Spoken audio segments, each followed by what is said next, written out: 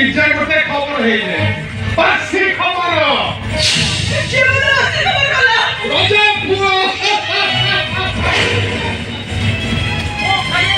ମୁଁ ଖାଲି ସେ ଖବରକୁ ଜଗିଛି ଜଗିଛ ନା ବେପାର କରୁଛ?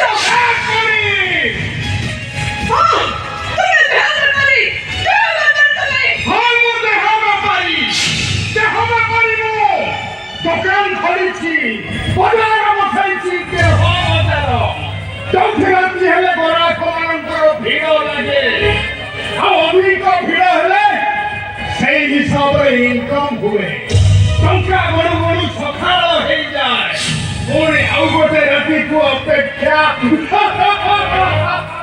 ତମେ ସିନା ଆଉ ଗୋଟେ ରାତିକୁ ଅପେକ୍ଷା କରିଛ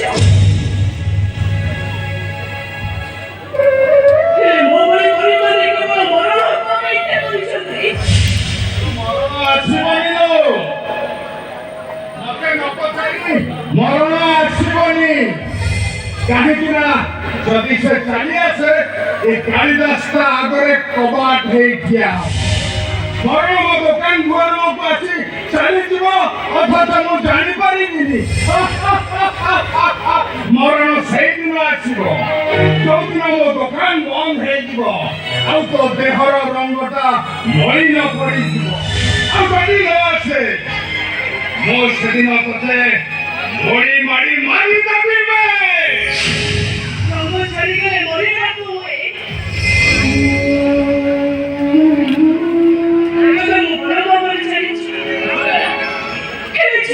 ସେ ବାଟକୁ ଜଗିଛି ସେ କଣ ଜାଣିପାରିଲାନି ମୋ ଭାଇ ସହିତ ମୁଁ ଜୀବନ କଥା ହେଇପାରିବି କେତେ ସମ୍ପର୍କ ଯୋଡୁଛୁ କେତେ ସମ୍ପର୍କ ଯୋଡୁଛୁ ତୁ କୋଉ ମୁହଁରେ ତାଙ୍କ ପାଖକୁ ଯିବୁ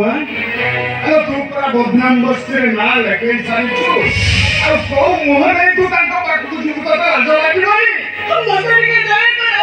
ମୋ ଭାଇ ସହିତ ଟିକେ ଦେଖା କରି ଫେରି ଆସିବି ପୁଣି ସେ କଥା ମୋ ମୁଣ୍ଡକୁ ପିତ ଚଢିଯିବ କହୁଛୁ ବୁଝିଲ ନା ଏଠି ସେ ସବୁ କିଛି ଚାଲେ ନା ଲୋ ଏଠି ଖାଲି ବେପାର ଚାଲେ ବେପାର ବେପାର ରଜାପୁଅ ଆସିବା ଟାଇମ ହେଇଗଲାଣି ଚୁପଚାପ ନିଜକୁ ପ୍ରସ୍ତୁତ କରିବି ନାଇଁ ମୁଁ ତାକୁ ସମୟ ଦେଇପାରିବିନି କଣ ପାଇଁ ସମୟ ଦେଇପାରିବି